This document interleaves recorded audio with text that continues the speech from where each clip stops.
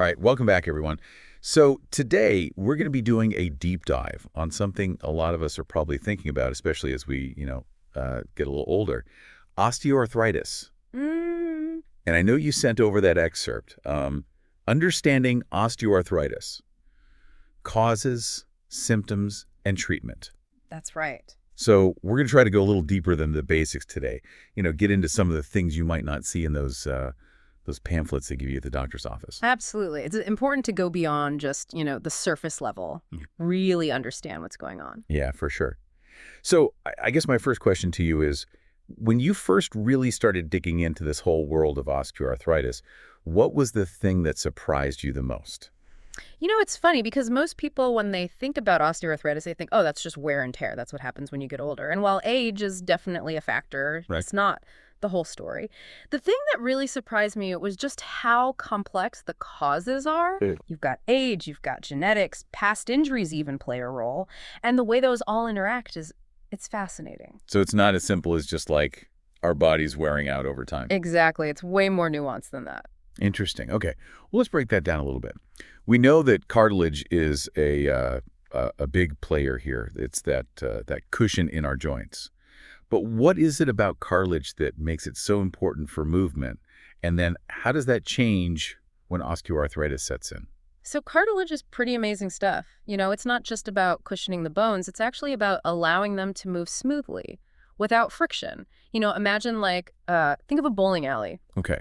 Those tiles, they're perfectly smooth, right? So the ball just glides right along. Yeah. That's kind of like healthy cartilage.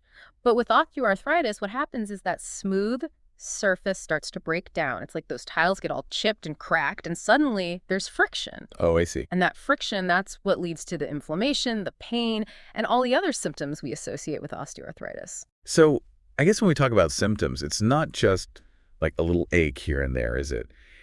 How does this cartilage breakdown actually affect people's lives? Yeah, you're right. It can be a lot more than just a minor ache. I mean, the pain is definitely a big one. And it can be, a deep aching pain, especially when you're moving or putting weight on the joint. Right.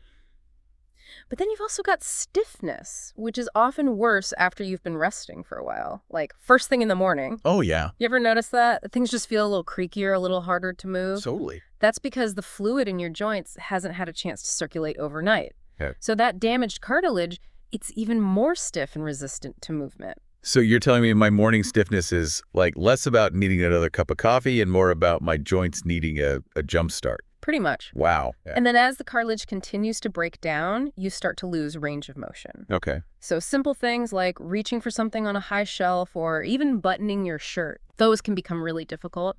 And then in the later stages, you've got crepitus. That's that crackling, grating sound. Ooh, yeah.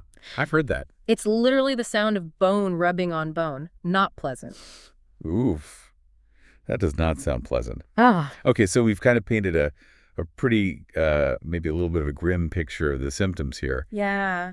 Let's shift gears a little bit. You mentioned earlier that age is not the whole story when it comes to the causes. Right. So besides just the years ticking by, what else is going on? What else is contributing to this cartilage breakdown? Okay, so think of it this way. Age kind of sets the stage, right? But it's the other factors that really determine how the play unfolds. Okay. So one of the big ones is past injuries. Let's say, you hurt your knee playing soccer when you were younger. Yeah. The joint might heal up fine, but the damage to the cartilage, that can linger. And it can make that joint more susceptible to developing osteoarthritis down the road. So it's like that old soccer injury is a ticking time bomb. Potentially, yeah. And then you've got genetics, too. I mean, we inherit all sorts of traits from our parents, right? Yeah. And that includes the strength and structure of our cartilage. Some people are just genetically predisposed to having weaker cartilage, which means they're going to be more vulnerable to stress and strain on their joints, and that can lead to osteoarthritis.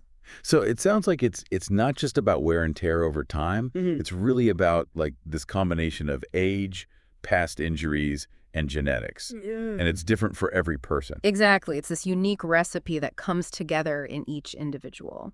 Interesting. Okay. Well, this has been really insightful. I mean, we've learned that osteoarthritis is definitely a complex condition, lots of different causes and symptoms, and understanding all of that is really important, right? If we want to protect our joint health. So knowing all this now, is there one thing you think people should be doing differently, to really take care of their joints? I'd say the biggest thing is awareness. Just being aware that joint health is something you need to think about throughout your life. Yep. It's not just about treating the pain when it pops up. It's about being proactive. Understanding your own risk factors and then taking steps to mitigate those. Okay. So things like staying active, maintaining a healthy weight, making sure you address any injuries promptly, those can all have a big impact on your long-term joint health. Great advice. And for those of you listening, remember, this is just the start, right? This is just the tip of the iceberg when it comes to understanding osteoarthritis. So keep learning, keep exploring, and hopefully this deep dive has given you a few more tools to do just that. Thanks for joining us. Always a pleasure.